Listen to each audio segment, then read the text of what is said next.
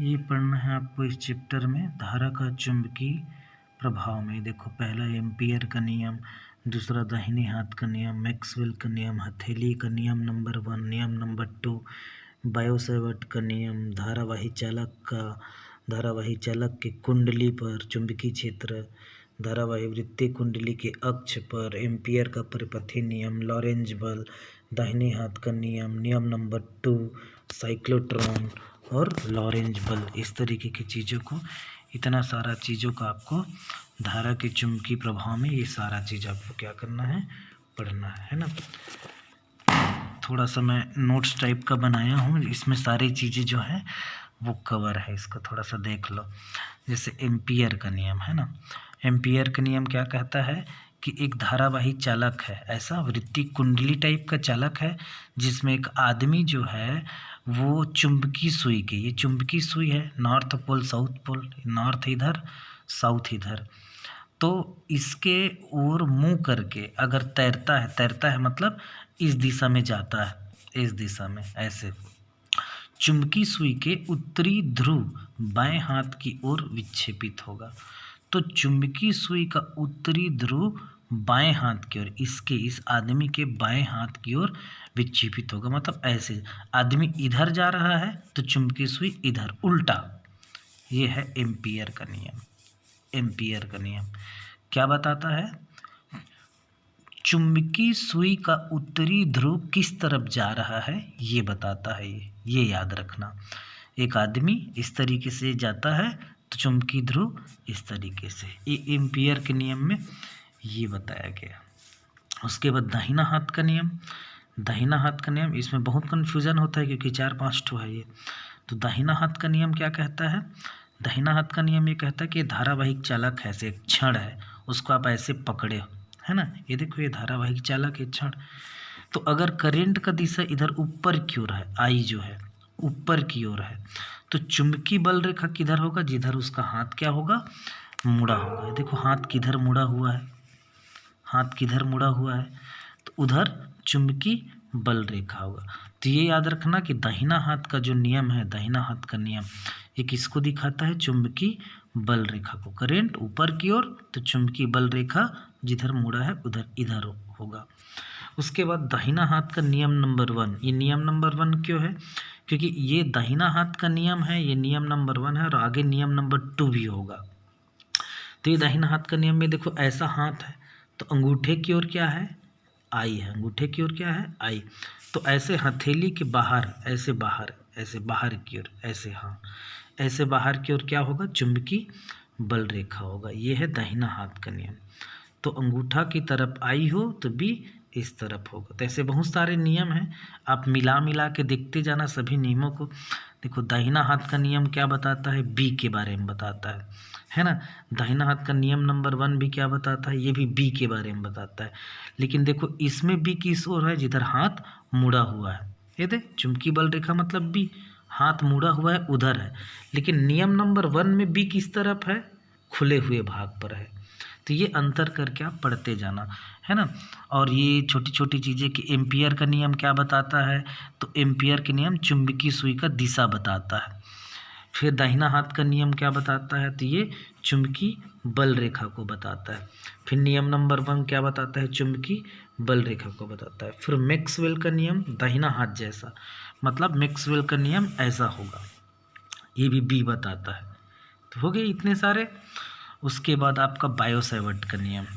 Bio-Savart का नियम क्या है कि सबसे पहले तो ये पता होना चाहिए कि बायो-सैवर्ट का नियम बताता क्या है। किसी चालक के समीप बिंदु पर, ये देखो ये चालक है, धारावाहिक चालक है, एक रॉड है, ऐसा छड़ है, तो इसके समीप आसपास में कोई भी बिंदु पर चुंबकीय क्षेत्र की तीव्रता बताता है। बायो-सैवर्ट का नियम क्या बताता है? किसी धारावाहिक चालक के आसपास कहीं पर भी कोई बिंदु होगा, उस पर चुंबकीय क्षेत्र की तीव्रता बताता है। तो ये आपको ध्यान में रखना है कि बायो-सैवर्ट का नियम क्या कहता है। और ये फार्मूला हम लोग लाते हैं फिर बना के, D B is equal to I D L sine theta by I square. वही इसमें 2-3 नियम लगाते हैं कि किसी चालक पर बहने वाली धारा जो है उसके चुंबकीय क्षेत्र के अनुक्रमानुपाती होता है। वो छोटा सा एरिया जो है वो अनुक्रमानुपाती होता है, लेकिन दूरी व्युत्क्रमानुपाती होता है, सबको मिलाकर लिखने पर ऐसा। ठीक, इसमें जो लास्ट में होता है इसका मात्रक वो बहुत इंपॉर्टेंट होता है, उसको परीक्षण पूछते हैं, वो याद करना, वेबर मीटर होगा इसका। ठीक हो गया। तो ये इस तरीके से आप भी नोट्स बना सकते हो और बना के इसको क्लियर कर सकते हो। अब ये देखो, धारावाहिक चालक पर चुंबकीय क्षेत्र की तीव्रता μ0/4π2I/d वीबर पर मीटर स्क्वायर। इसको अपने को प्रूफ करना है, तो 2-3 स्टेप में इसको छोटा नोट्स बना सकते हो। धारावाहिक चालक पर चुंबकीय क्षेत्र की तीव्रता, फिर वैसी वृत्ति कुंडली पर चुंबकीय क्षेत्र की तीव्रता। तो ये देखो दोनों में अंतर, इसमें भी μ0, इसमें भी μ0, इसमें 4π है तो इसमें 2 है, इसमें I है तो इसमें भी I है, इसमें D है तो इसमें R है। ये भी वेबर मीटर शायद होगा, इसको चेक कर लेना। ठीक, इसके बाद एम्पियर का परिपथी नियम। एम्पियर का क्या नियम? परिपथी नियम। क्या बताता है एम्पियर का परिपथी नियम? किसी बंद वक्र पर जो चुंबकीय क्षेत्र होता है, किसी बंद वक्र पर चुंबकीय क्षेत्र जो होता है वो धारा के कितना गुना होता है? ये μ0 गुना होता है। एम्पियर का परिपथी नियम क्या कहता है? ये निर्वात है ना, निर्वात। ये निर्वात मतलब इसके अंदर हवा नहीं जाएगी, उसके अंदर में कोई क्या है? बंद पृष्ठ है, बंद वक्र है। तो बंद वक्र के चारों ओर विद्युत क्षेत्र की चुंबकीय क्षेत्र की तीव्रता है, बंद वक्र के चारों ओर। तो इसका रेखीय समाकलन, ये देखो बंद वक्र का रेखीय समाकलन मतलब सबको मिला दिया जाए, है ना। ये dl मतलब छोटा करके मिला दिया जाए। तो बंद वक्र का रेखीय समाकलन उस वक्र द्वारा घिरी गई कुल धारा के, इस वक्र के चारों ओर जो धारा होगा I, उसके कितना गुना होगा?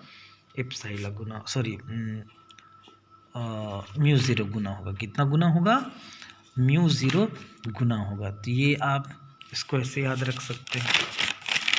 उसके बाद देखो आप लॉरेंज बल। क्या बल? लॉरेंज बल। ये इम्पोर्टेंट है, लॉरेंज बल भी, है ना। क्या है? एक समान चुंबकीय क्षेत्र। ये देखो, ये रेड में जो दिख रहा है ना, ये एक समान चुंबकीय क्षेत्र है। चुंबकीय क्षेत्र, अब चुंबकीय क्षेत्र में अगर कोई आवेशित कण है, चुंबकीय क्षेत्र में कोई आवेशित कण है तो वो घूमेगा। चुंबकीय क्षेत्र के कारण ये कण घूमेगा, वो जिस बल के कारण घूमेगा उस बल को क्या बोलते हैं? लॉरेंज बल। ये इसका फार्मूला है, जिस बल के कारण ये कण घूमेगा इसको क्या बोलते हैं? लॉरेंज बल बोलते हैं। उसके बाद फ्लेमिंग का बाएं हाथ का नियम इसी से रिलेटेड है। बायां हाथ मतलब लेफ्ट वाला, तो लेफ्ट वाला हाथ को ऐसे फैलाओगे एक दूसरे के जस्ट 90 डिग्री में, इधर बल होगा, इधर चुंबकीय क्षेत्र होगा, तो आवेश की दिशा किस ओर होगा? इस ओर होगा। तो ये याद रख लेना। तो ये फ्लेमिंग का आपको क्या दिख जाएगा? बाएं हाथ का नियम दिख जाएगा। इसके बाद लास्ट एक टॉपिक है 12 नंबर पर। कौन सा टॉपिक? साइक्लोट्रॉन। कौन सा टॉपिक है 12 नंबर पर? साइक्लोट्रॉन। तो साइक्लोट्रॉन एक ऐसी युक्ति है जिसका उपयोग ना जो प्रोटॉन, न्यूट्रॉन, अल्फा कण होते हैं उसको त्वरित करने के लिए किया जाता है। साइक्लोट्रॉन में क्या होता है? जो प्रोटॉन होते हैं, अल्फा होते हैं, जो कण होते हैं, ये इनको ना, इन कणों को त्वरित, एकदम तेज गति से, त्वरित रूप से कणों को उत्तेजित करने के लिए, त्वरित करने के लिए साइक्लोट्रॉन का यूज़ किया जाता है। मशीन टाइप का चीज़ है।